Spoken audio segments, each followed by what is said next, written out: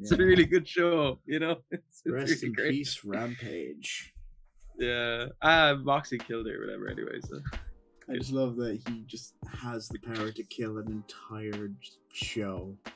I like that they gave a canon reasoning for Rampage to not come back. Like, I like that they at least tried to weave it into story. I thought that was fun. Like, it's the first clip from Rampage I've watched that hasn't been pertaining to, like, C2. Oh yeah. like I got the highlight of it. I was like, I'm watching all this. This is good. Yeah, I love that. And on that note, hello everybody, welcome to the first episode of E-Lite Up of the new year. I am your host David Crowley, joined as always by my lovely and baby-faced co-host Jeff Cooney, here to discuss the AEW Dynamite Fight for the Fallen special, the mother of all simulcasts. Bloody simulcasts, mate. It's the 90s again. Wow! Yeah, I just love the word simulcast. AEW managed to beat WWE to something. Yeah, that's the first. Note it down, lads. Note it down. Yeah. But yeah, I think it was for a mother of all simulcasts. It's the best mother of all simulcasts I've ever watched. I have only watched one, but it was the best one. It's pretty good. We are officially in the streaming era. Yeah, man. Ratings it's crazy. Discourse is dead, and thank fucking Christ. No. Yeah. They'll find a way, mate. They'll find. They always do. Yeah, but now they look even dumber than they did before. And no one will take them seriously. I win. Yeah. Hey, no, people on Twitter will. They're very important, valid, opinionated people who are always very interesting to talk to and have a very controlled way of, discussing. And definitely do not smell in real life. They've never met a can of deodorant in their life. But no, I think Fight for the Fallen on the whole was fun. I think we got a nice little revamp of the graphics. We got a nice revamp of the production. I think felt higher. Yeah. For as much of a continuation as it is, I think this is a good reset button for just like maybe even if not feuds, then just presentation, not just in terms of the actual show itself, but in terms of characters. And we'll get into one specifically I think everyone's on board with. We will. I'm very excited to talk about that. But just like as a brief overview, I think you can immediately tell that the idea of AEW going to Max has definitely increased their budget, the production, their budget. I like the way, new theme. And hey, look, they listen to us.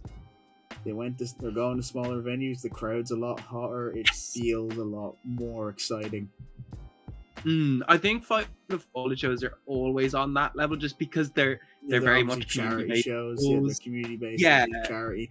This is obviously Asheville, North Carolina, which was one of the places most affected by Hurricane Helene. It's good, especially that's why Raid FDR, who are, of course, Bax and Cash are both who are from there. Natives, and Adam Copeland lives there. Bloody blow-in, mate. Big cope. Yeah. But we'll talk about him later. We'll talk about him later. No, we'll talk about fucking It's funny. It's funny. Yeah. Yeah. I suppose you jump in because there was a decent bit on the show, or is there anything you want to pop in before we dive right in? No, just gonna have a general reminder because I imagine it's gonna go out tomorrow, so Friday. We will be streaming Wrestle Kingdom Saturday morning. Yeah, you don't have to join in straight away. You can just come in whenever you feel like it. I'll stream my live reactions. I'll get up and I'll shower and I'll get a coffee and I'll be in with you, mate. I'll get my coffee. Yeah. This could be fun. It's gonna be fun to see how they work with their shows. Yeah, and contrary to what some certain people on Twitter, looking at you, kid, were posting, there was quite a bit of hype for it. Yeah, going in, and we'll discuss one certain segment that was entirely about promoting Wrestle Dynasty. Yeah, I mean, I thought Gabe Kidd's tweet was lovely. I thought it was very measured. Yeah, his contract. I mean, look, just saying, his contract goes up. He has the opportunity to do the funniest thing of all time. Shit talks AEW. Immediately joins AEW. That'll be very good. It'll be very good stuff. But Very funny. yeah, that's gonna. It's gonna be fun. Let's focus on last night. We had AEW Fight for the Fallen. Obviously, spoke about it is their charity show of the year. It's coming to you live from Asheville, North Carolina, in the Harris Cherokee Center. The mother of all simulcasts, big their debut on Max, which is cool. Really nice stuff. Really nice opening with the new theme. I like the new theme. I'm so excited about I'm more on the like than the hate. Yeah, I'm pretty excited for it. It sets it apart from all of the rock and roll and heavy metal entrance themes for TV shows that other wrestling programs have. And the raps that they be doing. Those new kids. But I thought it was a nice little intro. We're back to not so much cold open Moxley promos, but we are back to Moxley kicking off the show. Moxley has a promo. It's obviously pre-taped from after World's End. Word for word. I'm not going to do an accent because I'm not a John Moxley guy. No, I can do accents. He can't do it. He's monotone, mate. He can't do a thing. Yeah. But I can do thumbnails. No. But I'll tell you something. Yeah. They talk and talk. No, I can't. I'll just do it. Mox just, doing Mox things. Talking about so Mox, this woman took a bullet. Yeah. He's like literally trapped in Vietnam or something. Yeah. So he talks about how everyone keeps talking about what they're gonna do, but when bullets start flying, that's not who they were at all. When you put someone's feet to the fire, they're very different. He says that, obviously, as you said, this woman took a bullet tonight. She's a woman of integrity, iron will, impeach character because she's someone who stands with me. He's like, I expect all that, all his politics. It's good. I don't want to take the piss too much. Like, it's good, but it's a box promo. You know what you're getting. He then mentions, obviously. He asks, what would you take a bullet for, huh? Anything? I grabbed this entire organization by the strap and I dragged it safely through a pandemic. I've taken bullet after bullet after bullet for this company. I'll set this belt on fire. I will melt it down. I will sink it into the bottom of the ocean before I let anyone else get their greedy, lying, soulless, criminal figures out of me. Adam Copeland. I know what he's all about. They're not rebels. We're not rebels. Rebels rebel against authority. No one has authority over us. We are the authority. You are the authority now. Yeah, he is. Yes. He's Constable Corbin. Like all rebels, they end up becoming the establishment they so hate as they get older. Exactly. Mox then ends it by saying, "I am king tonight, Adam Copeland. You are just the loudest guy in the." So a nice little cold open there, and then we get another slightly mild open from Rated FTR. Dax opens up and says that FTR and Cope are going to give the Death Riders the fight of their life. Cash that adds, they're going to fight for the people who never stop fighting, those people in Asheville, North Carolina.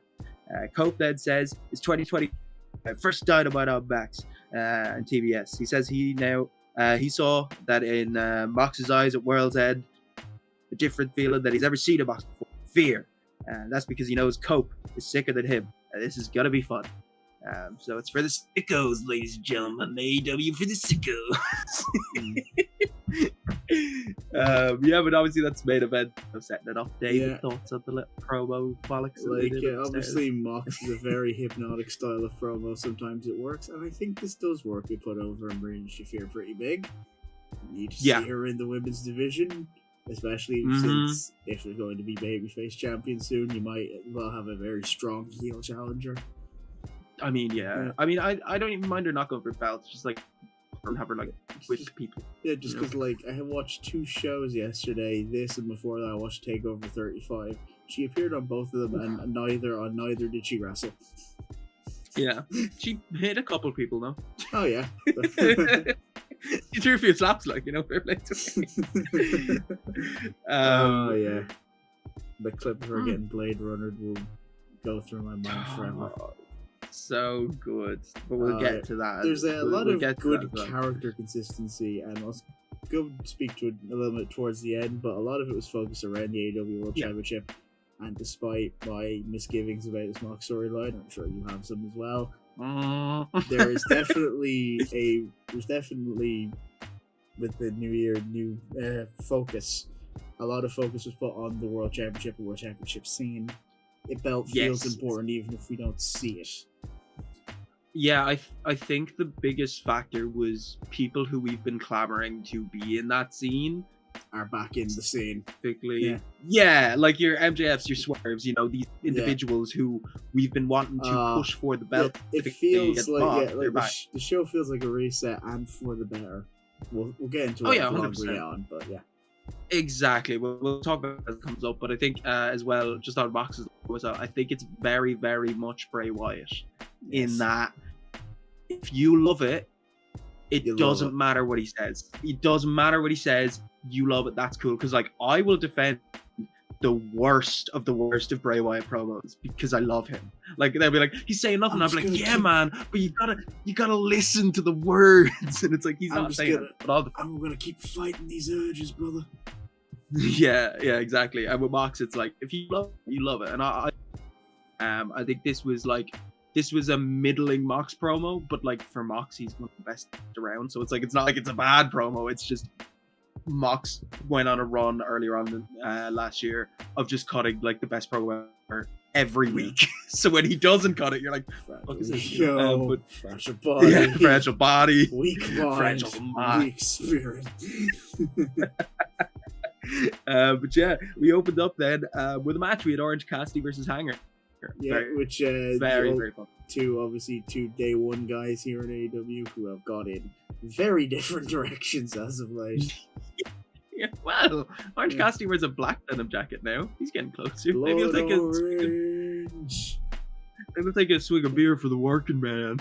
Yeah, you know? And I would just like to say, first of all, before anything, this felt like very much an old school territory style babyface heel match.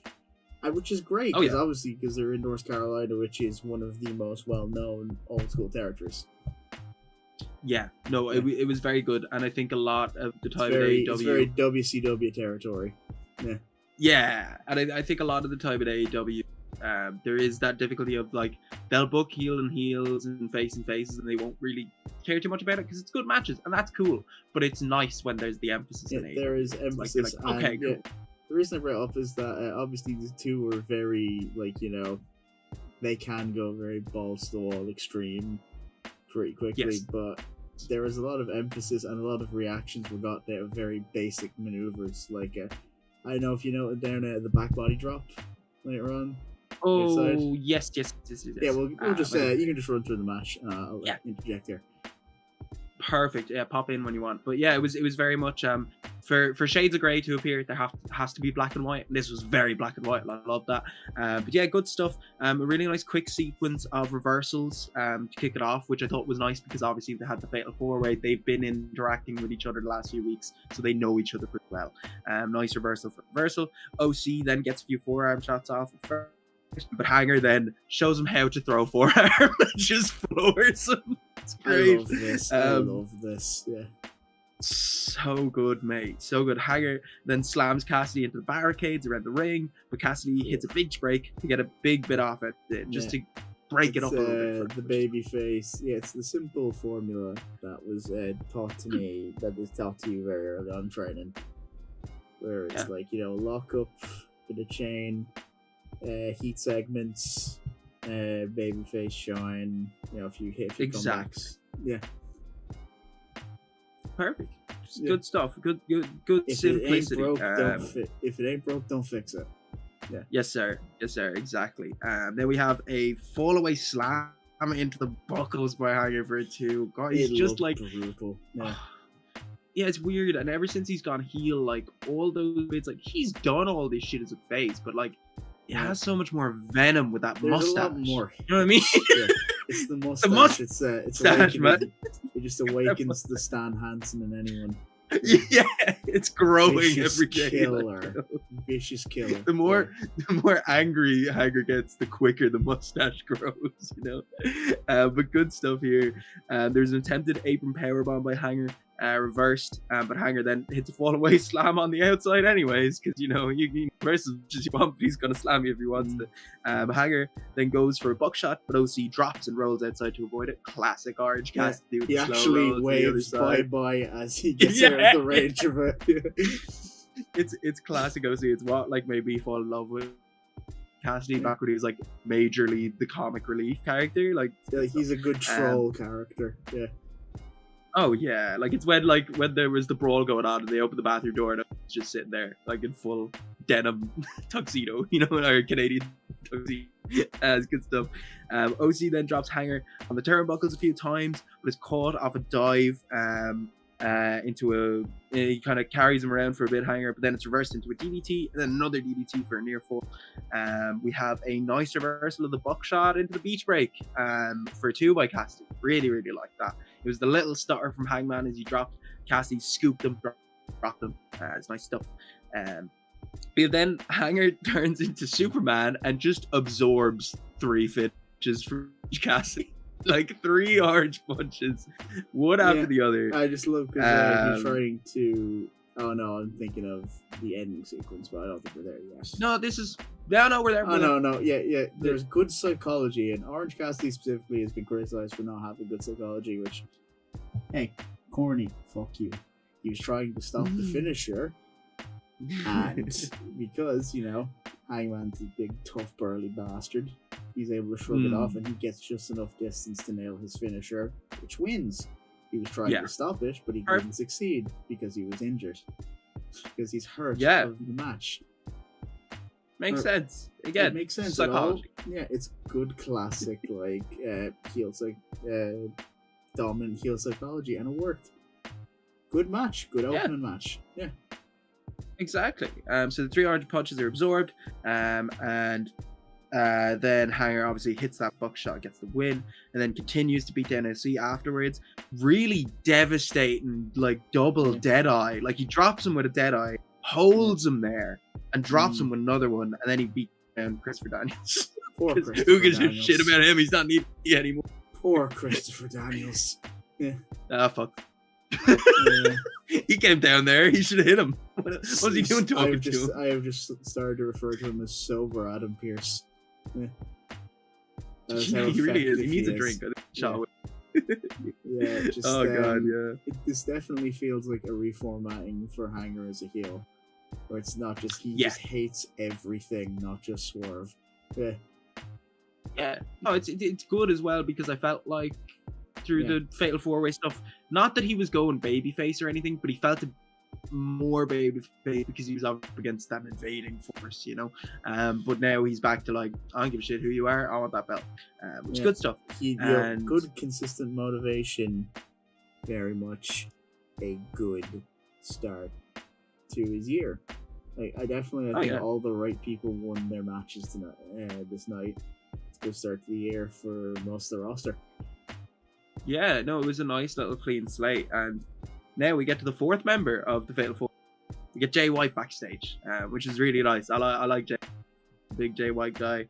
Yeah, it only took me however long he was in until he hit the babyface. Well, until he started doing the stuff with Juice. But yeah, Jay is backstage and he says he isn't starting this year off the way he wanted to or the way he planned. His plan was obviously to be AEW World Champion.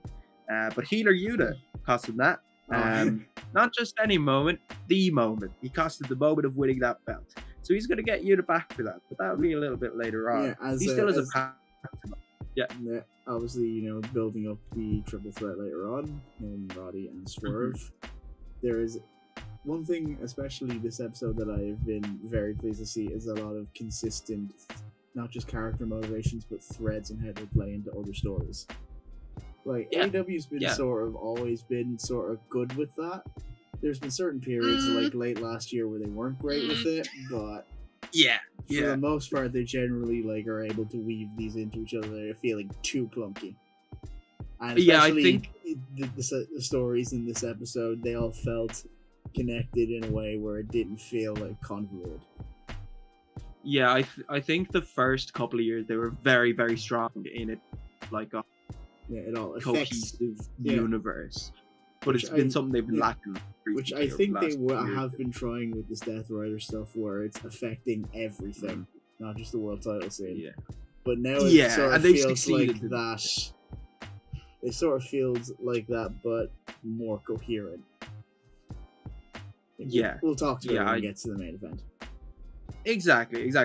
I hope this year picks back up the ball for the.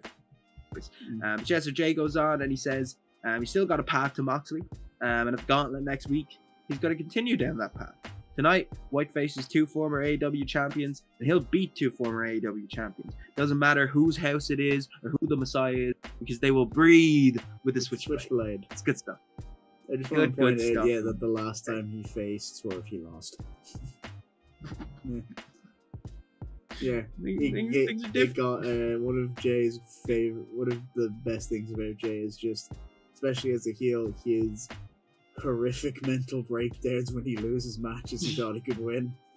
Like the very famous one is when he lost to Tamatanga in the G1 and he just starts yelling the F word for 5 minutes. I respect that highly. That's so good. Perfect stuff from Jay, obviously setting up his pathway over this episode of Dynamite and moving on into 2025. We then have, which everyone was waiting for, we had the Acclaimed versus the Hurt Syndicate. Very, very good stuff here. We hurt people. Great stuff. Chance getting over, huge. Obviously, this has been building up for a while. The stuff with Max Caster. And we get a bit of clarification there as well.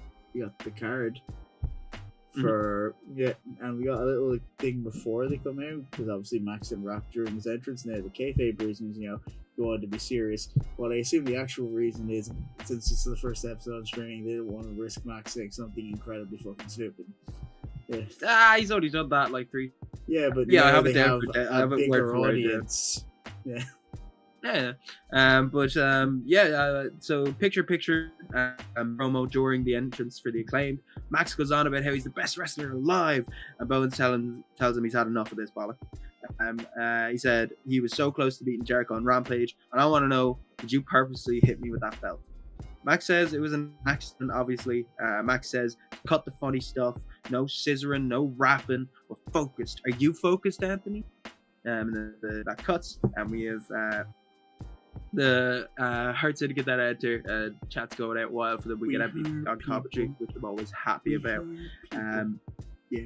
MVP starts off his commentary. He doesn't say anything. The first thing he adds is laughing. Lashley ducks Caster around the ring, which is so good. Like, MVP doesn't even introduce himself. It's just him giggling. Which, to be fair, I was also laughing watching that, because Max Caster has a lot of go away heat. A lot of people, including me, so it's nice to see him get battered. Yeah. I'll be honest, it's not go away heat for me, because I think it's good heel heat. Because I want to see him get beaten up. I don't want to see him off. I want to see him get beaten. But it's annoying as in get off my television. Please, I don't want to see you. You sicken me. Yeah. Oh, I like seeing him on my telly get beaten up, I'll be honest. That's good. But yeah. It's good stuff. We get MVP clarifying the whole situation with Caster in the card. He said, MVP says, Caster just took too long to take the card serious, and I talked with Shelton and I talked with Robbie, and they both said, we ain't want him. So, don't want him. So, you got geeked out. A geek. But Benjamin. Caster tagged himself in. I think that should be focusing. Like, he actually tagged himself in. Yeah. So it's first of all, he gets beat down for a bit.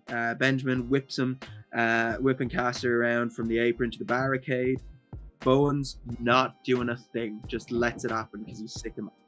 Bowens then gets in and starts laying in some shots on him. And actually gets like a good few decent shots. Is actually getting offense in against him. He goes off the ropes. Max blind tags in.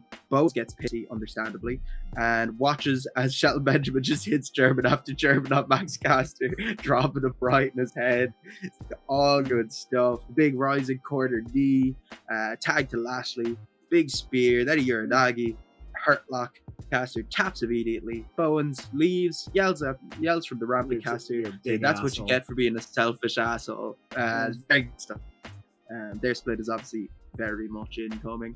And that's gonna be fun because I want to see both do like his face stuff.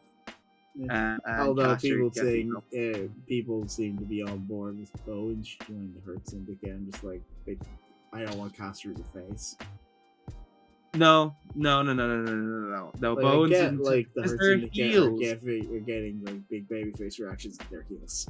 They are heels. No, they're heels. Don't put Bowens with the Hurt Syndicate is a load of bollocks. That's Yeah. another individual who babyface Caster. Yeah, exactly. Like Caster's got to be heel, Bowens got to be face. None of them should join the Syndicate because it doesn't make sense for either of them. Like Max, maybe immediately after you got the card would have been fun to get a heat on the Hurt It could Syndicate. have been the pin taker. But X-Pac. Yeah, exactly. but if yeah, you want the third man, I think we found him later on, but we'll get to that. Yeah, we'll get to that. Fairly glaringly obvious. Enjoyed. But next up, we have Swerve Strickland backstage. Swerve starts off his promo. He apologizes to everyone who's been screaming his name in every arena because he's been distracted.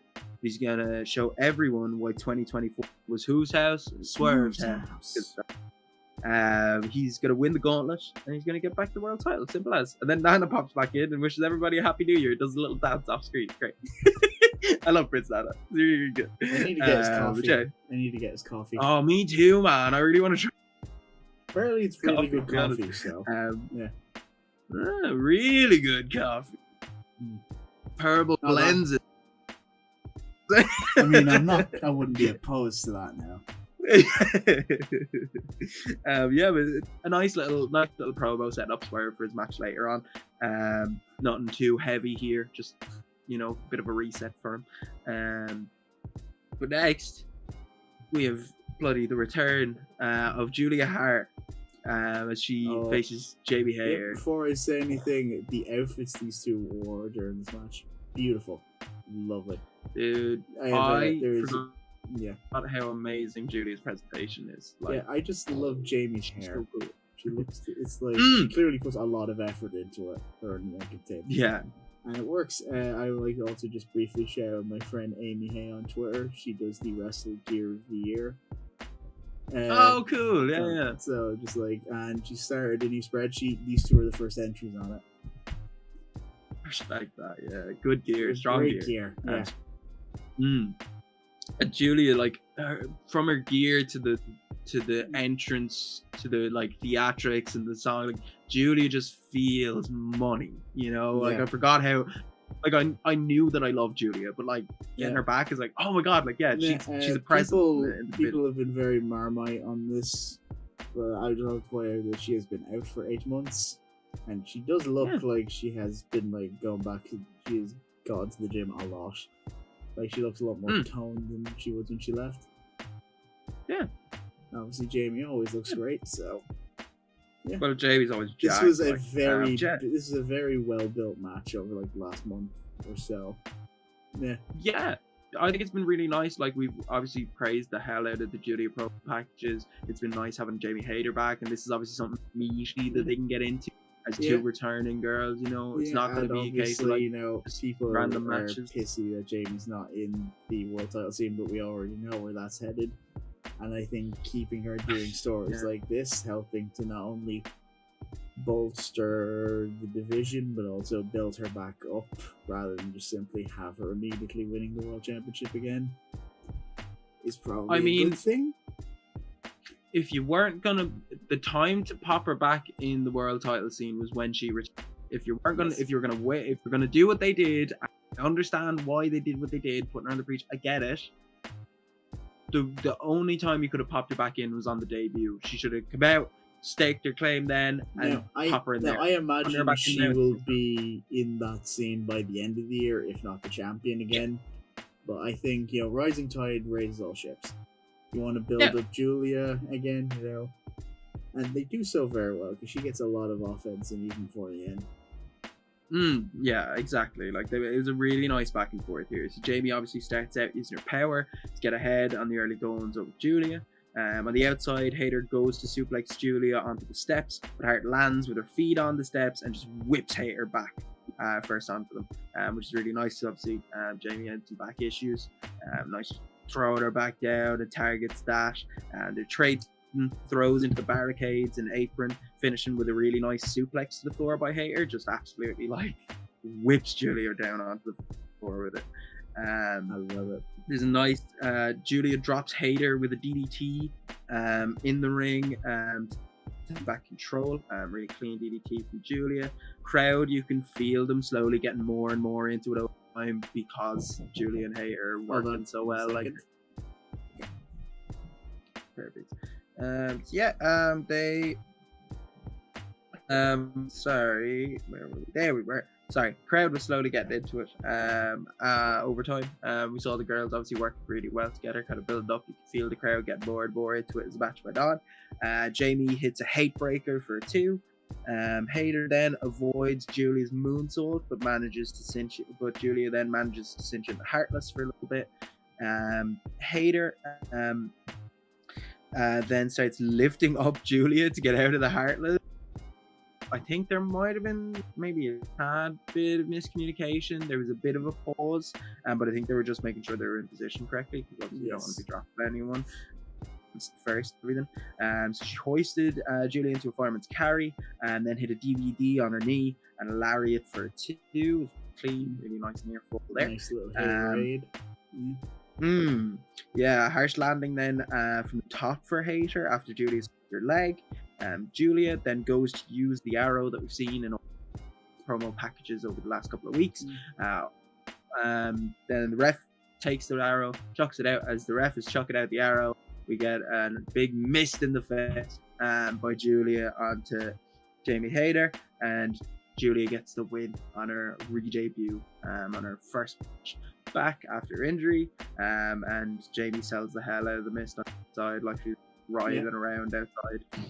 It's good. Obviously, good stuff. Obviously, it's a big win for Julia coming back. It is. I think this feud will continue. It felt like they were saving a lot more for a future match, probably at the Australia show, which I don't mind because I like these two a lot. They have decent enough chemistry, and obviously there's some ring rust there with Julia, but honestly, she did fairly well for being thrown in the deep end of one of the better workers. Yeah, nice. It was good. It's good momentum going forward for Julia. Yeah. I don't know if they'll do a show. Just obviously Tony and Mariah will be on it. I have a feeling they'll want to get Mercedes on the Australia show. Probably. Yeah. So I don't know, will they throw on Julia and Jamie? I'd enjoy it now, but I just don't know It's if they'll either have room at on that there. or it's at Maximum Carnage. Yeah, Maximum Carnage maybe, but that's 2 weeks away, is it? Yes. Yeah, they could build to that. That'd be grand. I wouldn't be opposed. They have 5 episodes of television to build towards that. Yeah, they got that. Just about. It's good stuff. But yeah, next we had a quick little Kyle Fletcher Will Ospreay pro. Obviously, they had been hinting that they will have a rubber match at some point. I assume at the Australia show. Probably. It'll probably be the opener again. Yeah. Very, very good stuff. Nice little promo package. Will was at Disneyland for context. Yeah, He's still in Florida. Well, he did say he was going to Disneyland. No, he said Disney World, actually. Well, liar. Yeah. He's a stinking liar, Dave. Well, no, Disney World is in Florida. You're right. Disneyland. Oh, that's all right. In California. Oh, that's okay. That's okay. Thank God. Yeah. I thought a wrestler had lied to me in a promo. How terrible. Wrestlers lying? Say it ain't so. What a world we live in. I will not go. But we had next Okada promo next. Okada said that he has won not yet, but he did say he's won the C2 to prove he's the best tournament wrestler. Ospreay, little brother, nice try. Kenny, how many times do I have to beat you? Yeah. It's none of my business. He kisses his hand, does the finger gun, and says, bitch. Which is great. Obviously, the bang there. Yeah, one second. Go back. Lovely. So obviously, nice little Okada promo there. We're obviously building to a certain match in a certain and it series cuts of immediately wrestling. from this to a picture of the All In Texas banner in case you didn't get it from their actual competition. don't say, David. All in Texas. You don't say. Y'all That's pretty in. fun. Yeah, but like his English has gotten a lot better in the year that he's been there. Oh yeah, it's been good. I know. I anytime Okada's on my screen, I'll go smile. He's great. Yeah, like he can cut. I love him. He's able to cut convincing promos in the second language, which, especially considering English, if it's not your native language, it is notoriously difficult to learn because there are certain because it does not follow the conventional language rules. Well, of course it doesn't. Why would the English go and follow the? No, I'll stop now. We'll have an incident. But anyways, after Okada's but after Okada's promo, we get the CEO. So you know, as is done, Asheville, say hello to your CEO. So Mercedes Moné comes out. Moné says that she is the best TBS champion of all time. And honestly, at this point, she probably is. But I don't like. She's had the best matches for the belt for sure. Yes, yeah, I think that's fair to say. Which is crazy. If you said that to me like 2 months ago, I would have three of ESPN's top 10 matches of the year. And they're like notoriously like biased towards WWE. She was in three of them. I mean, they do pay them, but she was in three of them. Yeah. You can't deny it. So Moné obviously says that she's the greatest TBS champ of time there's ever been, and her gift for New Year's to the fans is a video package of her success over 2024, which is great. It's a great Big Buddy Mike gimmick. Yeah. Oh, it's great. She tells Buddy Mike to play the package. We see flashes of Big Business, her debut against Willow Nightingale, her winning the New Japan Strong title. We see glimpses of London, matches from New Japan Strong again, matches with Stash and Hazuki, obviously.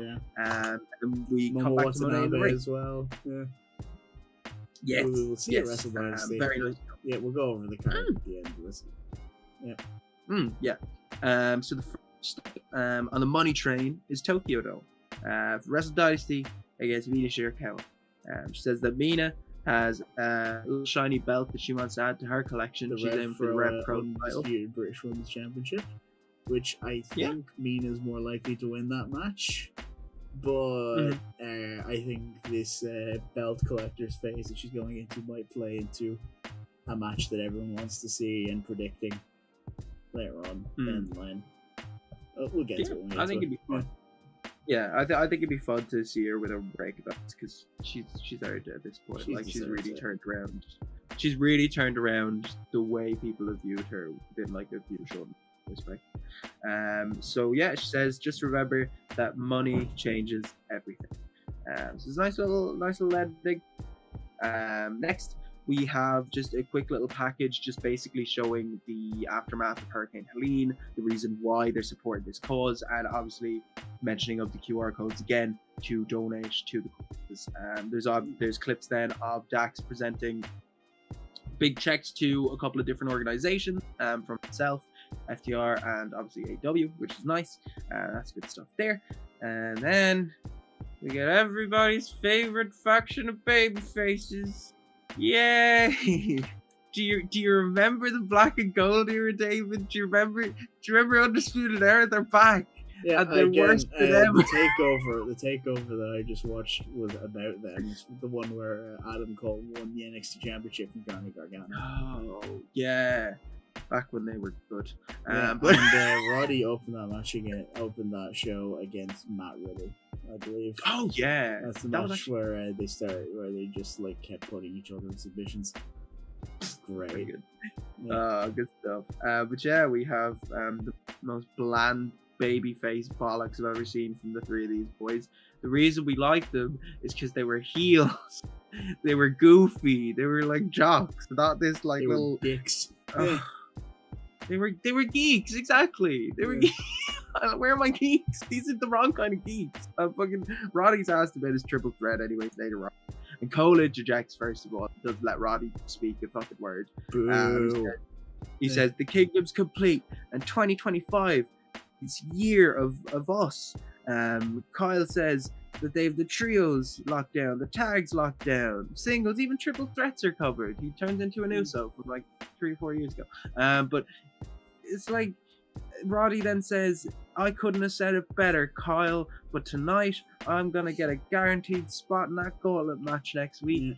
Oh my god, my teeth fell out from this. Roddy's not a great promo, but I think, especially with his heel character last year, it actually worked in his favor. Because it just made him seem like even more of a just like a silly little goofball. Yeah, this shocking. Look, what have they done to my boys, David? As what has he done to my boys? Look, it comes with the trade-off of, as we learn later on, the Bebe verse is finally fucking over. It's gone. It's done. We're moving on. You know what you could have done? You could have had that, and you could have not made them plan B. So, it's not gonna last. It's not gonna last. Even if they want to push this baby face, it's not gonna last. Like having them like the trios division will probably be good for a while. If this lasts for more than one pay-per-view cycle, you owe me a tenner, because I have a feeling that it. No, wait, they do monthly pay-per-views now. Let's go. If they're still heels in 3 months by like Revolution. Yeah, I'll bet you a tenner by Revolution they're still GAC baby faces. Oh god, that's because I hope it is right. Even when Sean's not here, his influence is very clear to see. Look, I'll be the happiest boy alive if I give you it. It'll be the happiest I've ever been giving away a tenner. But if they're still stupid little baby faces, I could be livid. And now, by the transient laws of the universe, next week they're going to turn heel. But anyway, next we finally get that triple threat that we've been talking about throughout the whole night. It's triple threat gauntlet qualifier: Roddy versus Jay White versus Swerve Strickland. Obviously a bit weird because obviously in the past the gauntlet has just been whoever can get out there, but this is for I think the #1 spot in the gauntlet, so you're guaranteed. Yeah, because the way the gauntlet works is it's not a normal battle royale. How it works exactly. Is that you can pin. So if you're just in there first, you have the most likely chance of winning. Yeah, I wonder who got second. Yeah, there's no one fighting for who gets second. Yeah, no one's fighting for the silver medal, alright? And technically, it's the exact same thing. But anyways, it was nice. It was nice to see Roddy Strong mix it up with Jay White and Swerve Strickland. We had White and Roddy at the beginning try to double team Swerve. They forgot that Swerve was invincible. Swerve is fantastic. He's Irish whipped by the two boys, but he hits a rope assisted handstand to get out of that. I love that. Yeah. Beautiful stuff. He takes out both men, really pop it off. Like Swerve is like already like so unique, but like this Swerve, he's reinvigorated. He's back to where he was. You know, I think he's really bringing that energy. We have White with chops that cut like a switchblade. Ironically enough, like my God, him and Roddy's chops are pure violence. I love it. Yeah. We have White getting a bit of shine, dumping Strong over the top rope and board busters on both men on the apron, which is lovely. We took time to do a little Nana dance as he goes past him, which I loved. That's great. Jay White just does a little shimmy as he goes by him. It's good stuff. We have a nice chop off with Roddy and Jay, and then Roddy catches Swerve with the stiffest boot I've seen in a while, dude. For a guy at like Roddy's age, the speed and strength that he possesses scares the shit out of me. Yeah, absolutely terrifying. But yeah, Swerve gets him back as Swerve whips Roddy and Jay off the top. Nice strikes from Swerve here. Great transitions as like to do, but he transitions into backbreakers and power slams just really cleanly and different. You know? He then. Yeah, sorry, go on. Yeah, Roddy has one just pace setting, and that is attempted murder. Yeah, no, 100%. Yeah, and I respect it. As and I'm sure Swerve does too, as a man who cut pro out a child. You know, he understands the limits of the business. So what you gonna do? But really nice stuff here. And then Swerve buckle bombs Roddy into Jay. Yeah, he just it was gorgeous. He just chucks him in. Huge standing Swerve stomp. I miss him doing the standing Swerve stomp. That's cool. I know it's Cameron Grimes, whatever, you know, but it's great. I love that. Such a good move. Yeah. Just the hop slide. You have hopped on this man. But yeah, really, really good stuff. Swerve on fire. Again, smooth reversals of the Blade Runner, smooth reversals out of everything. He's just liquid wrestler. Swerve then is on the barricade, kicks Jay White. And who's that coming from behind him? Is it your man from the SpongeBob movie? No, it's Trevor. Trevor comes from behind him, It's white shirt on. Ricochet. We love him. We love him so much. But yeah, Ricochet comes through the crowd and stabs him with a pair of golden scissors. The Acclaimed are living He's been backstage. watching, Ricochet's been watching Jordan Peele movies recently. He's been watching Us. Yeah. Oh Jesus. But yeah, just absolutely digs into him with this pair of scissors and drops Swerve straight away. We've then cut back to the ring. There's a Blade Runner out of nowhere for Jay White. I love that. It's a great out of nowhere finisher. Yeah. Yeah, it's AEW's RKO. Like I love it. It's that like little thing, and it's such a weird you move. can reverse it out of anywhere. Yeah. Yeah, but it's weird because you think the setup you can't hit that, like you can't just snap and hit it, but Jay does it beautiful. I mean, yeah, it's the hallmark of a good wrestler that you can just hit your finish out of any position, which he can. Exactly, and there's no one on the roster he can't hit it on.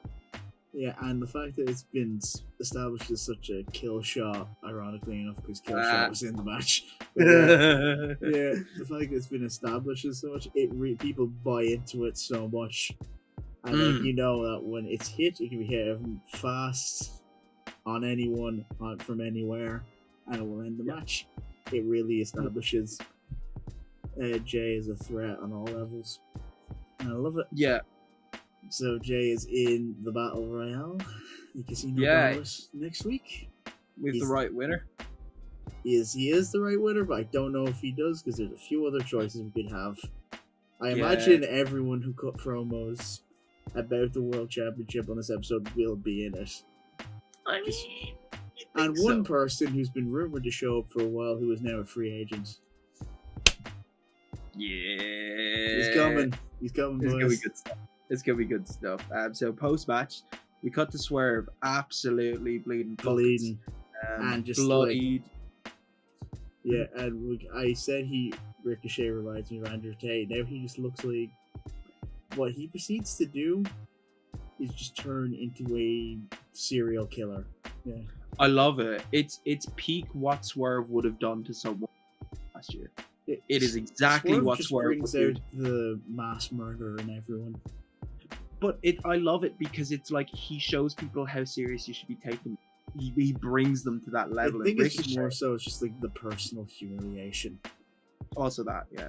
So I would like to say, well done, sir. You pointed out that silver lining on our World's End review. Yeah, I said straight up, this is going to turn him. This is going to make him that ruthless killer, and I think he is going to join the Hurt Syndicate now.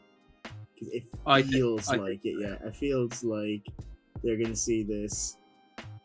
I imagine they're setting up for a match at Maximum Carnage or at Grand Slam Australia. I think Ricochet's going to win that.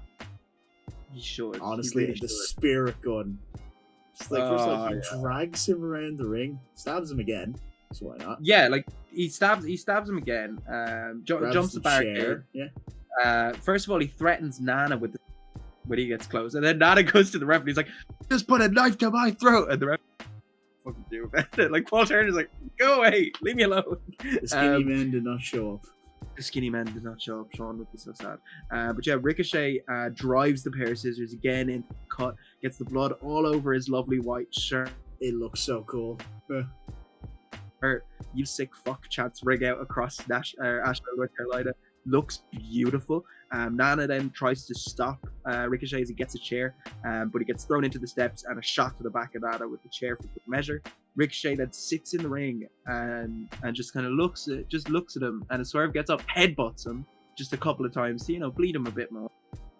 He sits Swerve in the chair, hits a spirit gun to chance of Trevor, which I love. I think I even heard one guy chant, "You bald fuck."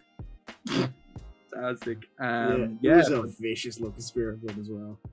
Yeah, it was brought, but have no fear. The undisputed kingdom are here. Way too late. they come out to save some. Yeah. I mean, look, I liked their matches in NXT. That's all I'll say. Yeah. Oh, so look, they're my boys. That's why I'm so angry. They're my fucking boys. This is a reset. I am willing to see where they go with this. All I'll just say is they've made heel Ricochet work in a serious context, and I am all for that. Children were screaming and crying. Did you see, like, in the front row behind him, there was a kid, red-faced, tears. There were screams as the Undisputed Kingdom. Fantastic. Love it. This is what was needed. And fantastic. like I said with Jamie, you could obviously do the same thing as Swerve because he is that established star. You could bring people up, and he's doing it with Ricochet right now, and it works. All I can say is Ospreay versus this Ricochet. Something. Ricochet's gonna kill that Ospreay. He's gonna kill him, and it's gonna be great, and I'm gonna love it. And I'll just say, Ricochet, he hurts people. He hurts people. He hurts people. But yeah, really, really great angle. Best angle of the show, absolutely, easily, by a fucking mile. Like I was all about like giggly Ricochet. I love this Ricochet too. I don't know which one I love more because I imagine he'll have some traits of that going forward. But the serial killer is here. Yeah. You gotta keep the fucking laugh. I swear to God. But he just like stabs someone else. He's like, aha! And he walks up. Yeah, this is like this just reminds me of it's like what heel Seth Rollins was 2 years ago, but like I understand this. It's like actually it feels genuine. Like it feels like that idea of psychopath, but yeah. Speaking of Rollins, it reminds me of post-Authority Rollins. When they were kicked out and he went to fucking break Edge's neck. That's the kind of like proper, like understandable, like sick rage. It's really good. Better I think executed. But well, actually no, because the Edge stuff actually is my favorite thing. But he really good stuff. Loved Ricochet here. Really, really good. Next we go back to the JEFF JARRE Double T. We go back to Slapnuts. The rest of the group, we have Satnam, Jay Lee, Jay there. Carrot is here as well to show their support for whatever Jeff Jarrett decides to do. I thought it was felt really weighted here. It was really, really nice and very emotional. And as Jeff goes to leave, Karen hands Jarrett his boots, which we all know what that means. The crowd just went, oh no. No, it was just, you could feel them all like starting to shed a bit of a tear for Jarrett. We'll get to that later on. It was a nice little, because obviously they've been building up Jarrett addressing his future in AEW, you know. So after that, we have Mariah May. Mariah May was given out to for talking about how bad the women's division is, so she was afraid from doing so. She thinks it's great. Well, let me tell you why it's great. Because of me. Mariah May goes on to say that she's had more matches than any other woman. And no one else in the locker room cracked the top 10. Do you know what they were doing? They were faking injuries. They were failing auditions. Or they were forgetting who they are. Great lines. Like, for whatever like pushing they do for Mariah, she's always phenomenal. Like, she's very she says at that time, she did her job better than anyone else. She left a trail of broken hearts, broken bodies, and broken minds. Made it look so good you forgot how good it actually was. Which is kind of true, because I do forget how great career year she had, you know? Really, really great year. Was it her debut year in AEW last year? Yes. She literally left Stardom, which she was already doing very well in Stardom. Yeah. Like she held the tag belts with Nina, dropped them, and went to AEW, I think, like the week after. Yeah. Crazy. Might be the best like debut year anyone's had. Like it was very strong. Like, and the crowd were absolutely behind her. Yeah. Even as a heel. Yeah. Shame Tony wasn't. One of the biggest pops from All In was her when. Yeah. Oh my God, 100%. It was great. She then says that she is the woman from hell standing on your necks You want a chance to breathe again? You're gonna have to work for it. You can't touch me, but I'd love to see you try. This is great. Like her promo work, incredible. That last line just felt like a shot at the people who's in for. Yeah, probably. It's what you respond to. Like that's not their like go-to response is automated. But or maybe her response to like solely Nigel's DMs. But anyways, Jeff Jarrett in the ring next. Jeff Jarrett comes out, and I tried my best to write this word for word because my God, this was great. Bar one individual will get you in the middle of this promo. I hate you, whoever you are, random man from Asheville, North Carolina. Hope you die. I know this one. Yeah, I know this one. Yeah. So we kick it off and I'll just run through it. Jeff Jarrett says we'll get started by saying Slappy New Year to North Carolina. Oh, what a callback! I love that. Slap. Jarrett said he tried to put together his thoughts and his feelings, and above all else, he's come out with gratitude. That's the main thing that's come out for him. Double J chants ring around the arena.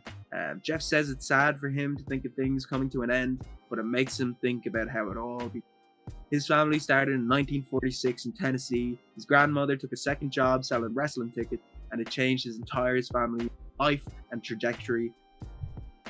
Jeff shouts out Jerry's role in the business, and whoever fuck. Well, I'll wait for my rant. There was people chatting for Jerry, which I appreciated. Yeah, just obviously he had such an impact, not just here, but he was like very high. He also was one of the big people behind the scenes of WWE during the Golden Age. Yes, yeah, of course. Jerry's like handprint, or fingerprints are all over the business. Really nice hearing him get that gratitude. What wasn't very nice was whoever the fuck decided that they were gonna wash Jeff Jarrett when he's doing this beautifully emotional promo talking about his coming up with his career, where he's gonna go. Go fuck yourself. I was half concerned after he started mentioning Jerry that Christian was gonna come out. That would have been good though. I would have, but like that would have been great. Want to do it, and I'm glad he didn't. Or like what was it when whose kids came out and they flashed back? They didn't. Anoki's kids, and they just flashed back to Christian for a minute. He didn't say it, and it was just him smiling. That would have been so good. Just him doing a little smirk. Fuck that guy, whoever decided to watch Jeff Jarrett, and obviously that guy didn't learn his lesson. Someone fuck out. He's giving out about Jarrett, and you can clearly. He must have been near one of the mics or something. Yeah. But like, it was like that guy who like when Fox came back and they were like, "Get that piece of shit out of the ring." You horrible individual. Why did you just want to like be controversial? Like, but anyways, my rant over. Back to Jarrett's main idea here. Jarrett mentions how he started out then. He mentions in 2002 he launched his own promotion, and in his professional opinion, that promotion has produced some of the greatest of all time to ever do this. I mean, to be fair, it has. Yeah. The Young Bucks, the people who made this company. Kevin Nash, Hulk Hogan, some of the greatest ever. The Hardys, Kurt Angle. Well, actually, the Kurt Angle was actually true. Well, he wouldn't mention Kurt Angle anyway because of his wife. Yeah, true. Remember that guy? Was it All In the first one? Jeff and Karen were doing like a Q&A, and some guy got on the mic. It was like, "Hey Karen, who's in bed, Jeff or Kurt?" It was so English, because OSW put it on their review. I was watching the review the other day, because I'll pop on one of their reviews if I'm like at something in the background. Fucking phenomenal. Incredible stuff. What a piece of shit. Oh no. So bad. But anyways, this led to Jeff bringing up the questions like, should the last outlaw just simply ride into the sunset? And you hear the crowd unified chant no. And he just picks up the mic, looks the camera dead in the eye, and goes, "Hell no!" Yeah. stuff. Obviously the booze rig it out as Jeff lifted up his boots and stuff. And then I think he proceeds it like as a 12-time world heavyweight champion, 2-time Hall of Famer. Should I just run off the sunset? You hear someone just before Jeff yell no, so don't do it, Slabnet. That was fantastic. Shout out to whoever that is. As you said so eloquently, he said hell no. When he's taken the biggest risks, he's gotten the biggest rewards. He's re-signed for the last time with AEW as a talent. The Last Outlaw wants one more ride. The Last Outlaw wants AEW Gold. And I'm not talking trios. I'm not talking tag titles. I'm taking the biggest risk of my career, and I'm putting my ass in Gauntlet next week, January 1st, 2025. The Last Outlaw's New Year's resolution is I want to become AEW World Heavyweight Champion. And I'm all about it. Beat Moxley, you bastard. Beat him. Put him in like the finals of the Owens at least. Just for how much that means. He should win the Owen. He should win the Owen. But I don't think he will. But I think no, he won't. Should. But he should. He should have won it last year. He was fantastic. I think at least give him a match from Mox. If for no other reason than that's a great, like, old school Southern brawl. Do you reckon that'll be his retirement? No, Do you reckon he'll retire after the World Title match? No, because I think his contract's for like the next 3 years, so I imagine he'll be around, but I think that'll be his last big title challenge. Yeah. 3 years? Yeah, that's the same one Sting signed. How old is Jeff Jarrett? I feel like he's been around. 4?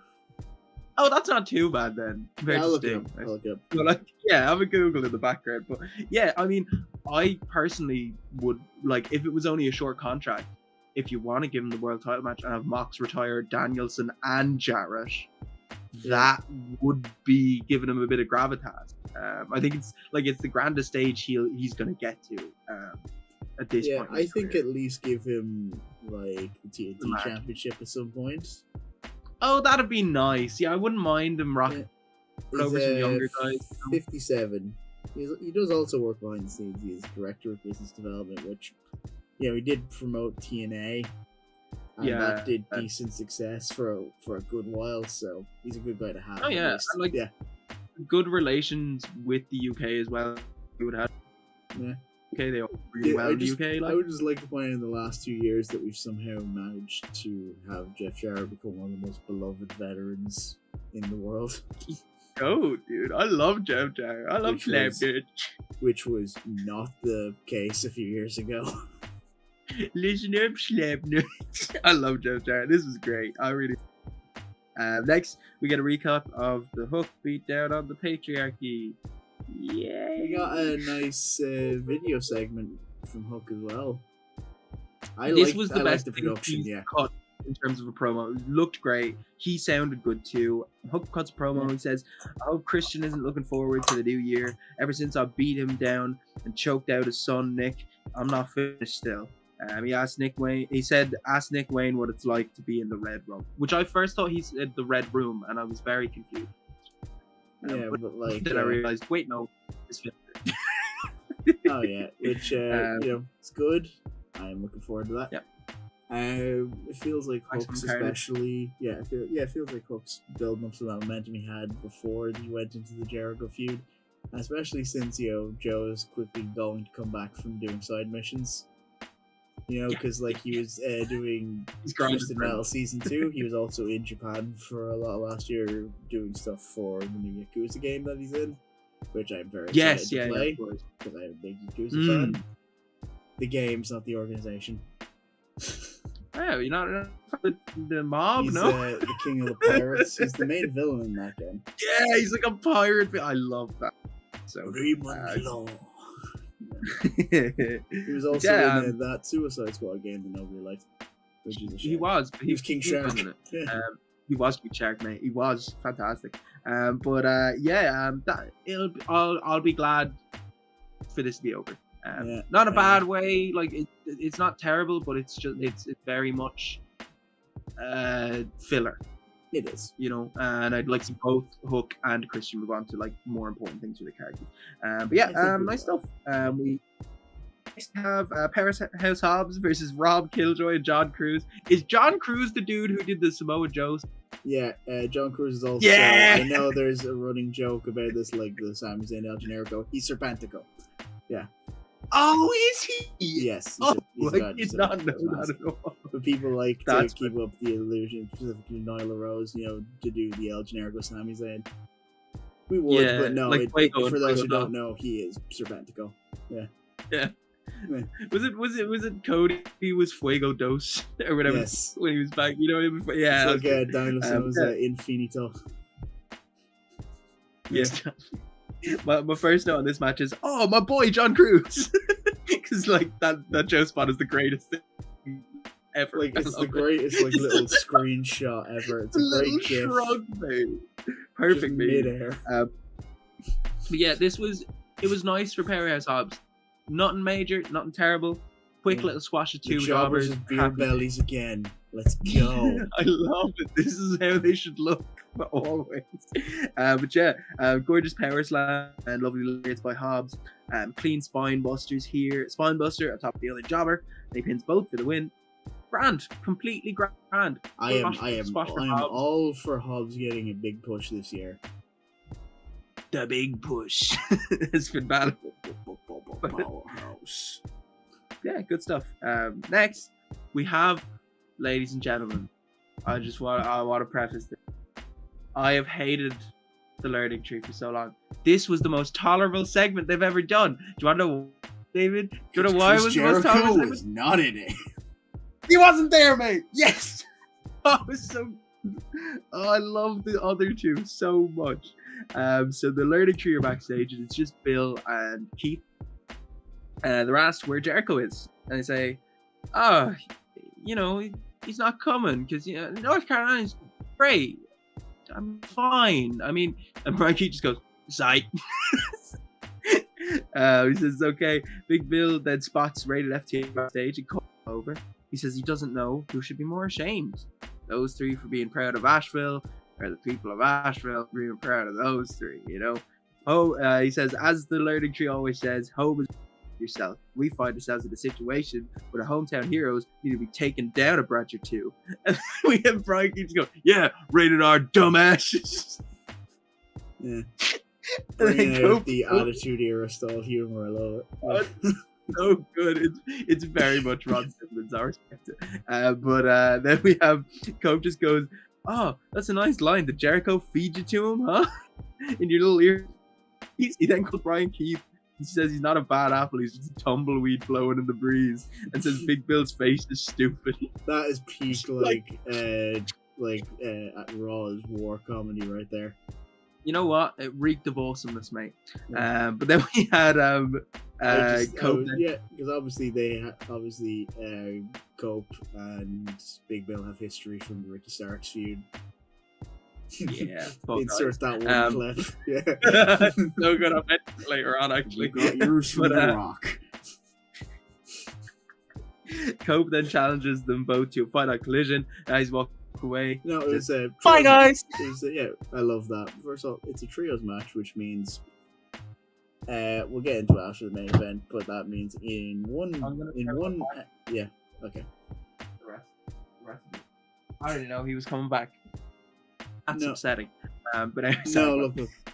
In 1 week, Rated FTR have set up matches. They have potential to set up matches for the World Trios Championships, the AEW World Championship, and the Ring of Honor World Championship. Which, if you want to appeal to advertisers, one of your big mainstream stars. Yeah, guy who just came off, Percy Jackson. He's in something culturally relevant. Yeah. Who the fuck even watches heels? No, to be fair, I haven't clips of heels a couple episodes. Sorry. But I get what you mean. I mean, Percy Jackson might be a little bit wider in terms. Yeah. He's up for an award for that. Yeah, that's good. That'd be nice to see him take home or something. I suppose before we should get in, we should go into the rename, or at least the interchangeable rename of Adam Copeland. I don't care. I don't. I don't care. either. People were calling him Cope anyways. Like everyone's like, I was oh, calling Cope. Yeah. that's not real name. It's like if he showed up today and was called Edge, everyone would say it's fucking stupid anyway. So Yeah, who cares? I feel like what this is going to be like an interchangeable name. Like, there's a bunch of things, but I feel like it's going to be interchangeable with Copeland, like Mox is with John Moxley, or the Bang Bang Gang is with I don't. Yeah. I would have thought that, but he was announced as Cope. Yeah, but they And also Moxley's said never been Copeland. announced as Mox. Yeah, Yeah, they've but said they Copeland. called But him like, Mox before. Yeah, on commentary. yeah, as they've well. called him Mox, but with like the actual announcement of him as Cope, I was like, oh well, like there was no Yeah, reason to and change it from Adam Cope. I have a if you weren't. feeling the reason they're doing this is so the eventual tag team reunion will be called Cope and Cage. Because it's coming Yeah, I this suppose year. they You can't- know it's coming this They year. can't really call him Edge and Christian, can they? They can't call you him know? ENC, but they can call him CNC. I can. Oh God! But you can.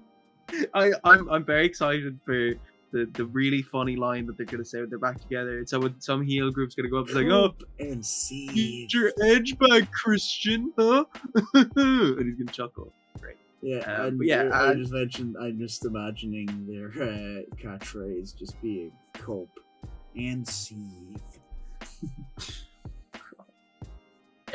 They're gonna be I'm tag excited. I champions just by hope the end of the year. Yeah. If they're not heels, I don't want it though. I want heel Cope and Christian. That's what I want. Tony, For the benefits of those with flash photography. if you want me to buy your damn pay-per-view, sir, you better make them heels. A grand little segment there.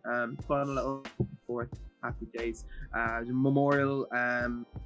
For the Take it trainer forward. of Cope and Christian, who was very influential, Sweet Daddy Siki. May he rest in peace. He left a very big impact on the business, not just in terms of training, but being a prominent black wrestler who will inspire other black wrestlers in the future. Yes. It's a good nice stuff. little It's tribute, nice, and having it right after his prize student appear on screen is probably very cool. Exactly. I would also Yeah, like love- to briefly point out that there was an ad for the Deanna Prazo appeared in an ad for her college. Oh, Yeah, she Well had done, an Deanna ad, Prazo. just promoting her college as an alumni of it, which I thought was just a fair really play. nice thing for her to do. Do more of that. They should absolutely do more Yeah. of that. Yeah, especially like Billy Starks, considering she is, I think, still in college. is she At this fucked? point, yeah. She's young, isn't she? Yeah. She's like she's not even 20 years old yet. I don't think. I think she might be 20, but I'm gonna stop here because this seems like a weird place to go. But yeah, she's still in college. I just mean that she's young and talented, and that disgusts me. Whenever I see, like, when I first found out the age that MJF was, fucking I mean, he's like livid. what, 27 or 8? Shut now? up. Shut up, you bastard. I hate young and talented people. You can Bastard. be young and talented people. That's what we're working towards. There's a lot of work, David. There's a lot of work. I don't think I'm gonna be MJF anytime. But you got back to Jacob Friedman. We had that fucking gorgeous promo next, I am And I would so like to respect glad the that work. feud is dead. Finally. and this is peak. I facts. need I this was understand so- why he doesn't cut these promos all the time, but I wish he just there was a bigger, more equal proportion to the cheap heat promos that he cuts. If he cut these promos Yeah. more, it's obviously it's supposed so he does them so when he does do this or when he has incredible matches, it hits you that much more. But I just want to see this more. I don't need cheap heat bullshit. I get you, but I love his cheap shit. I'd appeal for the Yellowish Baby's favorite. I like so that, I will but- stand on that hill. It's so good. I love Yeah. though. Yeah, So I can't morally disagree, but I get where you're coming. Yeah, when we talked, me and me had a discussion about Full Gear, it feels like regardless of alignment, the Death Riders are public enemy number one, and people know Yeah, they can be which makes beaten. Yeah. So that's why I mean, people are Orange going Cassidy's after them. bloody. That's why they're going. Yeah. That's why they're going after them. It feels like regardless of alignment, they're just on everyone's shit list. Yeah. Yeah, and also the main fella has the world title, which does motivate you. It was good stuff. Max, this was beautiful. I have it nearly Max word for on word. Max. I have to get that Max out there. on Max. Oh, Yes. Max on Max, baby. That sounds like money. Yeah, Max starts off his promo and says, Cole, what, buddy? Congrats on your win. Oh, wait.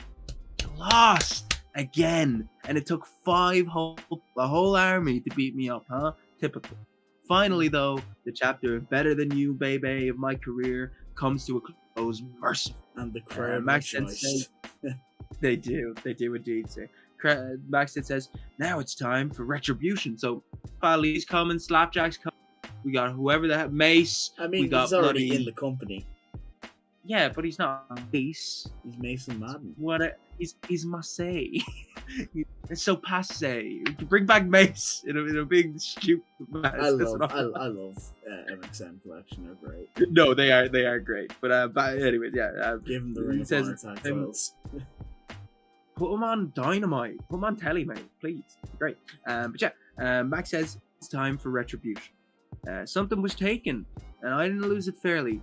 My Triple B, my championship, is now being paraded around in a cake by a man who walks around claiming to be a king of these lands. Well, Dictator John, I got a question. What's a king to a god? What's a god? I believe it. Yeah. I believe. I would just like to point out that the two most effective promos are from the two AEW World Champions who beat him. Well, Swerve beat him as well, but that was in the C2. No, he didn't. Yeah, really, really good he stuff. didn't actually, but Max did. Yeah, Max did, and I love that Max has had like different little like prefaces for John throughout his career. John. Like John. But yeah, Max says obviously it's been paraded around a briefcase by a man who walks around claiming he's king of these lands. Well, Dictator John, I've got a question for you. What's a king to a god? Because ain't nobody, and I mean ain't nobody, on the level of the devil. He says no one knows. Yeah, so good. Yeah, there he goes. No one knows that better than you, eh, Johnny boy? I don't care about what John's doing for all this. For all I care, he can burn the company to ashes. But all I want is a title that he doesn't give a damn about. And I don't give a damn who has it. He's getting it come hell or high water, because 2025, the devil gets his due. Round 2. Electric Boogaloo. I love it. Oh, Max is back, baby. We're getting like... Speaking of mainstream stars doing side quests, Yes, sir. MJF. I feel like this could be a big but... year, both because like his 3 biggest feuds are now he can pursue, like him and Darby. Darby's going to be in a high position. Garcia is obviously TNT champion. You should revisit that. Yeah. And obviously doing him and Moxley again, I would not mind. They've always worked really well together, I think. Really, also, really well. just like, I mean, there's a lot of people he could have very interesting feuds with. Swerve, Cope as well. I think would be a good feud for him. Oh my god. Yeah. I mean, there's a lot for Max to sink his teeth into. I think it's been really nice that Mox has been like at each kind of level up or change in character for Max. Like we've seen Max progress as he's gone up against Mox, which is really, really nice. Yeah. Do you remember? Yeah, the original. Do you remember his little election gimmick? They had. I love John Moxley. It was first match. People were mixed on it. 20. Was it Double or Nothing 2020? I think it could have been. Yeah, I think it was at around. No, no, Double or Nothing 2020 was Brody. I think it was All Out 2020. Yeah. Yes, yeah, it was definitely somewhere in and around. I just remember him yelling at that poor personal assistant woman, making her cry. Yeah. That's so good. Like, but obviously, what I was talking about earlier, putting emphasis on the World Championship. It's a good reset. Yeah. Dude, I love it. But yeah, we had like obviously he'd gone against Mox as the presidential election gimmick, and then he had that phenomenal with the story with Regal. Yeah. Oh my god. Full Gear 2022. Yes. Yeah. I like just so good. Like, sent me an email and it made me want. Yeah, the greatest, check the out. greatest, the greatest pin of all time. Oh my god, it's so good. It's so good. And then he kicked Regal out as well. It was really good stuff. Yeah, I feel like this could be a really good year for MJF to just wash the stink off. And as well, if like Happy Gilmore 2 comes out and he has decent time in it and he's not cut too much, that'll be nice for him. That might I see springboard him to doing more acting roles like sooner rather Yeah. than later because he's very charismatic, clearly. Yeah. I really want to see him in like a serious acting role because his stuff with Punk was so good. Like so like emotionally like decapitating. Oh, and cut you so much, and it was really good. I'd love to see what he could do like in a movie or even in the TV shows. The main event, Death Riders versus Rated FTR and the Saviors of AEW. This I was not forward to the most, but it was fun. Yeah, I had a lot of fun with this. It was really good. I got to see Healer you get slapped around.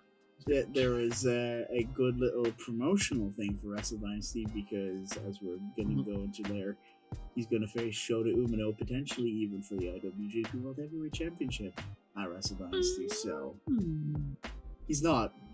Shota's absolutely losing to Zack, but yeah. Yeah. There's no way. No, it's not. But like, it was a good little hype segment. So shut the fuck up, Gabe Kid. But yeah, a lot of good things leading into it. Obviously, everyone looked appropriately menacing. You just have little healer Yuta. So I hate that. Yeah, just every immediate fuck you Yuta chants from the crowd. He's a piece of shit. He's a piece of shit. A piece of shit wheeler Yuta. He is like the most hated person in AEW, just like the roster. He's their Dom. Yeah. He's their Dom Mysterio, and it's for reason he made the greatest of all time retire. Shit. I cried. Healer Yuta. Thank you. I need that feud with Garcia just as a brief aside because they had a great feud in the Indies. And they had a good feud in 2022 for the Pure Championship. Love that stuff. I love the work where they were kind of fighting.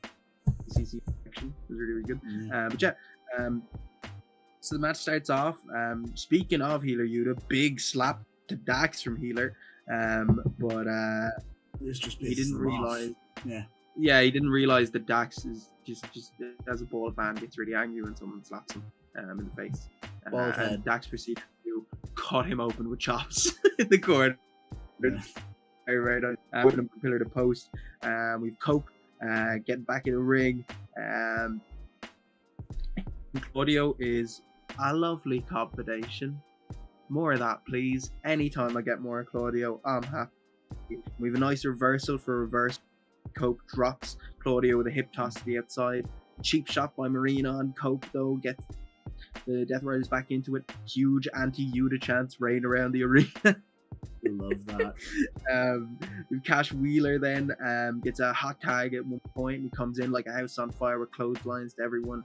A nice counter to Yuta out of midair, cat into a power slam. That was bloody lovely. That was tasty. There was a nice clean working from like everyone here.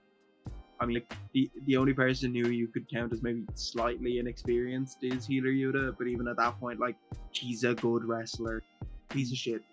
But you have Moxley, you have Claudio, you have FTR, and you have Adam Copeland. You're not going to get a botch fest sludgy match from these guys, Really nice big time back superplex by Dax to Yuta off the top rope. Violence. Yeah. Oh, it was gorgeous. So what he landed with just that. Yeah, just popped the mat. Claudio then lands on his after being flipped over. Mox then hangs up Dax and a suplex power slam for near fall. Really nice stuff from Claudio. Shock horror. Claudio did a cool thing. Wow, it's crazy. It's crazy. That guy's good at wrestling, man. The Death Riders then rally. They keep Dax down. Nice cutting off. Hot tags from them, really building up a bit of tension. Claudio drops Cash off the apron. Cope then hangs up Claudio as a bit of payback for Mox hanging up one of the boys. And then he cracks craniums with Dax. Bit of ball batter there. They were very upset. The boys nearly cracked the eggs. But we had Yuta tagging out to Mox as Dax tags in Cope, and finally these two can meet in the ring. You just want to point out how much the crowd came alive for this. There's been a lot of people, including us, who were not, when they saw Mox, the next challenger would be Cope. They were like, but no, the crowds are into it. Oh yeah, I mean, big pop for them, rightfully so. There's a nice little kind of reversal for Marcel now. I don't know, it's an execution to me. They call it the Impaler DD, like execution. I like execution. Yeah. But Mrs. Love. We have really nice big bug eyes from Edge as he goes to the corner. He's going to spear him. Mox powders out. But Cope realizes that there's not an invisible barrier to the outside, so he just jumps out and starts beating him out with the crowd. It's great. We have Paul Turner exercising great discretion, as Excalibur coined it, where he followed him out and was like, "Come on, boy.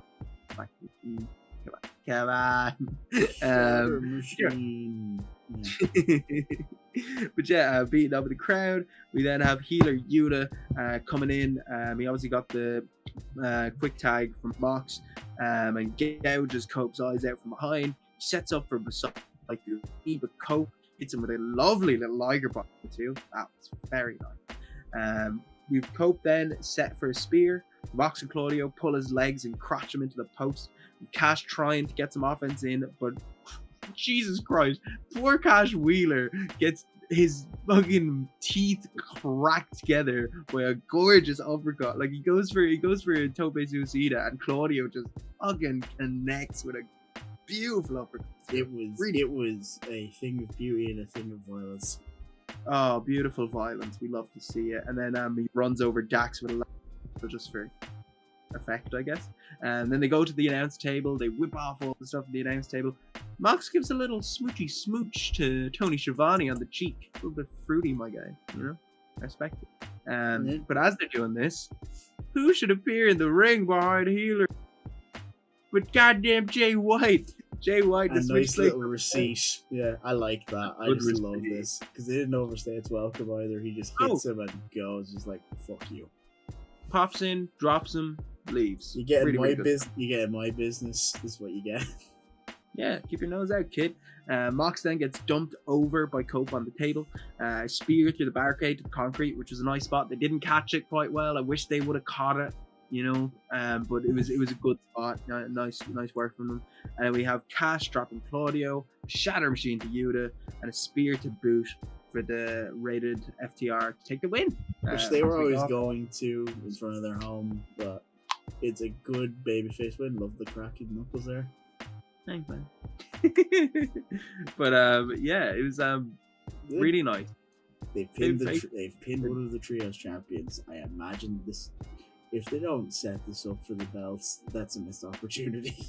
I mean, they're going to. I just hope whoever comes out with the belts, they mean something or they retire them, because they haven't meant any.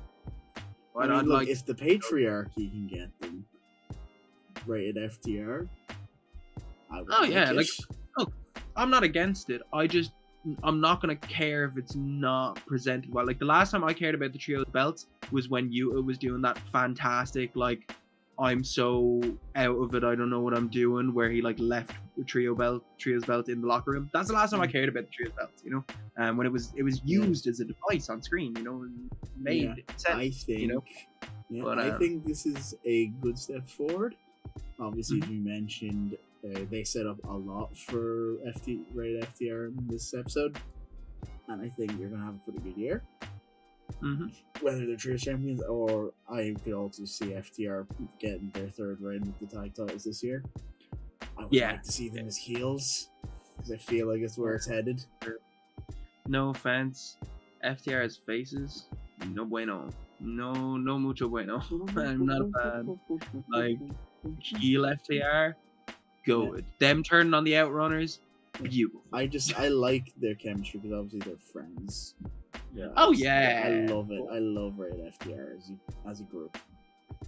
Again, I maybe just make hope a they don't mega overstay- faction. Yeah. I just hope they don't overstay their welcome. Yeah. Yeah, The get dad Cole, squad. stack cash, and get them all heel, and add Christian in there. That's what The I dad want. faction.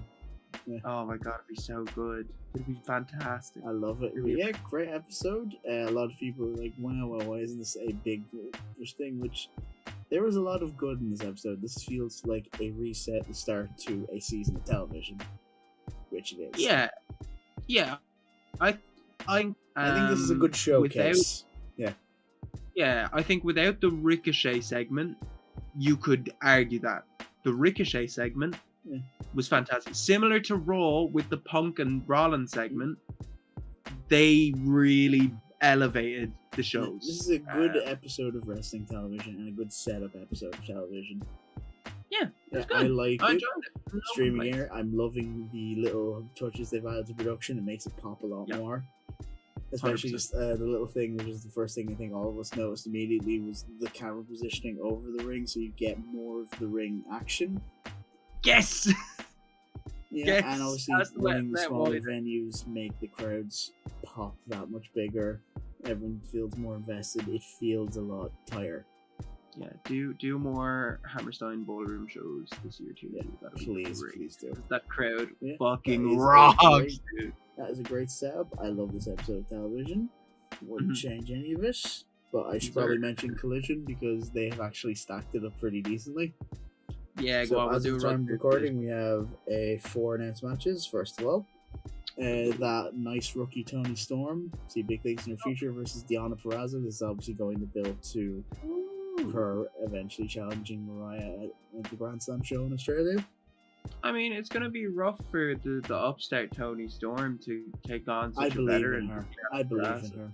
I Yeah, think she's I a know. real chance. She's not rolling. I hope she can get a little quick win. You know, she's had some really good momentum. I feel like there's big things for her in her future. Yeah. We also have a AEW World Tag Team title match. Hey, those belts exist. As Private Party take on Action Hour, so that's Leah Rush and Action Andretti, which I assume will be a fun match. It'll be a fun flippy tag match, won't Which, it? It'll be like, your if it classic gets- match from back in the day. I hope they start building up the tag division because I can these two acts. I think can be like a good upper mid card tag team act. They just need the time and investment, which I think they could get. They clearly seem invested in pushing people very clearly. Yeah, which I don't mean that. I mean as in they have clear just sets in the division that they want to push. Yeah, they've clear direction, and I hope they focus more so on the tag division this year. That'd be As we mentioned earlier, we have a 6-man tag team match as Rated FTR take on the Learning Tree. I imagine if we're going to get that Ring of Honor TV announcement, that the main event of that premiere will be as a result of this match. I think you can guess what it is. Boo! Hey, I'm not saying Boo earns. Boo! I was saying Boo earns. But this will make Shut you up. feel better. The There you inevitable go. main event of the show for the TNT title: Daniel Garcia versus Mark Briscoe. That'd be fun. That'd be lovely. A bit of redneck kung fu. Yeah, I A bit love of that. And I will go over Wrestle Dynasty fairly briefly because it was built up heavily. Oh yeah, because we covered. It was the other one we covered, wasn't it? It was Wrestle King. the last. So yeah, let's kick it to Dynasty and see what's on. Wasn't Alright. Dynasty the show we had Will versus Danielson last year? Yes. Wrestle Dynasty. So You're rough. we have 2 matches on the pre-show. The weirdest one will announce. The Sons of Texas, that's Dustin Rhodes and Sammy Guevara, defend the Ring of Honor World Tag Team titles against the House of Torture. It'll be it's fun bollocks. Yeah. I'm glad it's not on the main show. I don't know why I thought that's fucking weird. That is on the main show. That's straight. But yeah, no, that's fine. Yes, I would also like to briefly mention the International Women's Cup final. So that was out of the 4 participating promotions. Each of them have sent a woman to have a sort of four-way match, and whoever wins gets to challenge for whatever belt in any of those companies.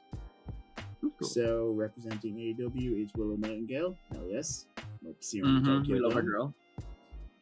Persephone, who is a rising star in CML, and the stuff I have seen of her I actually quite like, so I'm excited to see her have a big stage. Yeah, that'd be cool. One of my favorite members of Stardom, Momo Watanabe. She is great. She's very consistent. She had a great match with Mercedes earlier, last year technically. But Yeah, I saw a few clips of it. Yeah, good stuff. and the forever Ring of Honor Women's World Champion Athena, who I think is going to win. And as I mentioned earlier, I think building off Mercedes wanted to be a belt collector, but she's going to coax Athena into facing her, and she's the one who's going to take the TBS title from her. I would like that. Also, like, obviously, I'm always going to be behind Willow, but Willow's had enough cracks. Get it, Willow. Not that one, not that terrible bastard. But I'll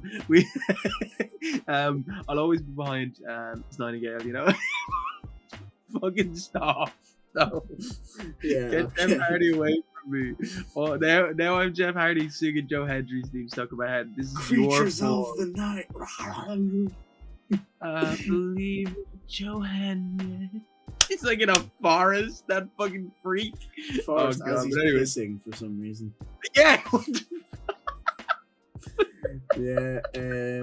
I'll just go into the shows in the main card. These could potentially be title matches, some of them. Mhm.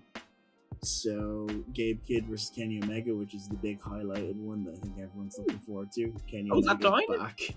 That's Wrestle Dynasty, yeah. Nice. Yeah, so that's going to be in the Tokyo Dome. It's going to be incredible. I just hope. I'm assuming Kid wins, but I really want to see a repeat of Ospreay Omega in the Tokyo Dome, where Omega just bullies him. Like, I'll be honest. I think if you're bringing back Kenny Omega, I what think big there's a good stars chance you he have should at your win. disposal, maybe put him over as that and have him beat, like, no offense to Gabe Kidd, but a guy who the majority of people who watch AEW have no idea who he is. Yeah. Let's be real. Like, they'll have heard of him, like I have. I think seen this will give him a huge spotlight. Yeah, no, 100%. But Kenny should fucking batter him and win. Yeah, and Like, as we mentioned earlier, Claudio's going to take on Mox's other young boy, Shota Umino. Oh, poor Shota. Yeah, He's gonna get get murdered. embarrassed by Zack and then He's- murdered by He's gonna Claudio. get his pants pulled down in the middle of the Tokyo Dome and then get kicked in the dick. It's nice Give me seeing just Shota and Kaito Kiyomiya, like these two big push baby faces who people maybe are not into, just get absolutely bullied. Yeah. Yeah, so that could be for the IWGP World Championship, most likely not. We got David Finlay left an open challenge, and that was answered by Brody King, which, hell yes. Brody King in the Tokyo Dome. My fucking boy. Get I him in love the her. G1 this year. Oh god, yes. This could be for the Global Heavyweight Championship, but it's not, because I think Yoda Tsuji will win that belt from David Finlay, and he's going to face Jack Perry on that. Boo. Boo. Boo. Boo I don't forever. know, Burns. Boo you. Yeah, Jack for- Perry. As we mentioned earlier, Mercedes Moné, the strong women's champion, will face Mina Shirakawa, who is the undisputed British women's champion in Rev Pro. Pro. So, gold for gold. That'd be nice. That'd be There cool. is a Lucha Gauntlet for New Japan wrestlers and 4 CMLL wrestlers. Should be a bit of fun. Yeah. For the vacant IWGP Heavyweight Tag Team titles, the Young Bucks take on Great O'Khan, and as of yet unannounced wrestler, it's either Ospreay or it's their new guy Templario. I'm Assassin sorry. Templar. I just giggle every time I hear the Great O'Khan. I love Actually, Great then- O'Khan. He's great. I love him. He's so funny. Oh, the Great O'Khan. I'm the Great O'Khan. Look at his Instagram. It's the funniest thing in the world. Oh, baby. Yeah, All right, what else he we is, got? We got anything else? Yeah. So Wrestle Kingdom night before, There is a title versus title match there as the Never Openweight champion Shingo Takagi takes on the AEW International champion Konosuke Takeshita. The winner of that match will face Tomohiro Ishii for both belts. Nice. So that's great. What else do we have here? Is there something moving off before I get into it? No. So what will likely be the main event, and I'm very excited to see it after what you did in this episode. What will probably be for the IWGP World Heavyweight Championship, Zack Sabre Jr. versus Ricochet. Bring a serial killer to the dome. I need to see it. Zack Sabre Jr. is gonna murder him. Yeah. Zack Sabre is gonna tie him in a little ball and kick him into the crowd. Yeah, so a very fun weekend for AEW, clearly. Yeah, it's gonna be a lot of fun. I think this has gone on long enough. I think we should just end this video off while we still have energy. So yeah, in the words of Rhea Ripley and Liv Morgan, it has to end. It has to end. Okay, so we're going to be streaming I'm going to be streaming my reactions to both shows. Jeff will join me for Wrestle Kingdom. I don't know about Wrestle Dynasty, but we will try. Depends. Yeah. So, what time is Dynasty again? Is Dynasty? I think that they both start like 8, but I think that's the pre-shows, so you could probably wait until 9. Just be awake, and I'll let you know. Yeah, and it'll depend. If I'm not today, I will definitely hop on for Dynasty. If I am, I probably won't be able to. I probably won't be able to. Yeah, that's fine. That's fine. But I'll do it if I can. I will be here as the consummate professional. Yeah. Okay. You can, if you like this content, you can follow us on all socials at WrestleSpot. Obviously here on YouTube. That's your Twitters, your Instagrams, your TikToks, your Threads. A bunch of others. We're going to try and also set up an RSS feed so we can go to like Spotify, SoundCloud, Apple Music, also iTunes. If you don't look at our ugly faces, you can listen to our ugly voices. So we'll accommodate your day regardless. Happy days. Happy days for everyone. So we will have a bunch of other content. So we're talking. We're talking these reviews, we're talking paper reviews, we're talking classic retro reviews on the Wrestless podcast proper. We're watch out, original video essays. Yes, sir. I am doing one on Scapegoat Jack Perry. I'll also be doing the series The King and Queens of the Indies, which goes over the independent careers of professional wrestling stars going where it's strong now. And Jeff will also be doing a lovely retrospective on the late great Bray Wyatt and what he meant to the industry and to him as a fan. Yes, sir. We will be a good But we'll have a lot of short form content as well. But it is time to end. Remember to like the wrestling you like, because wrestling should be fun. Jeff? Dodger, Togoboge, Slogafol. Happy New Year. Irish. See you later. Bye bye. Take care.